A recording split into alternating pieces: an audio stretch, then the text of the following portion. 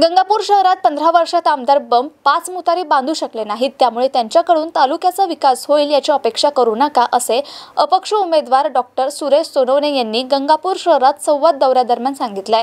गंगापूर शहरामध्ये अपक्ष उमेदवार डॉक्टर सुरेश सोनवणे यांनी वेगवेगळ्या ठिकाणी भेटी दिल्या आणि मतदारांशी संवाद साधला.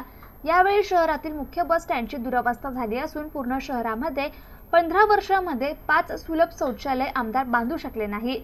लाडक्या बहीण योजनेचा गाजावाजा करणाऱ्या आमदारांनी आपल्या मतदारसंघातील लाडकी बहिणीच्या इज्जतीबाबत आणि सुरक्षेबाबत विचार करणे गरजेचे असताना निवडणुकीच्या तोंडावर लाडकी बहीण योजनेतून तालुक्यातील महिलांना मोठा लाभ झाला असा गाजावाजा करताय. सरकारी योजना ह्या आपल्या हक्काच्या असतात, परंतु मुख्य सुविधा देणे, त्यासाठी निधी आणणे हे आमदाराचे काम असते.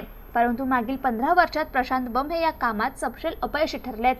तर सतीश चव्हाण हे मागील 17 वर्ष पदवीधर आमदार असून देखील तालुक्यात कधी डोकं पाहिलं नाही, परंतु निवडणुकीच्या तोंडावर गावागावात विकासाची गंगा आणल्याचा दावा करतायत.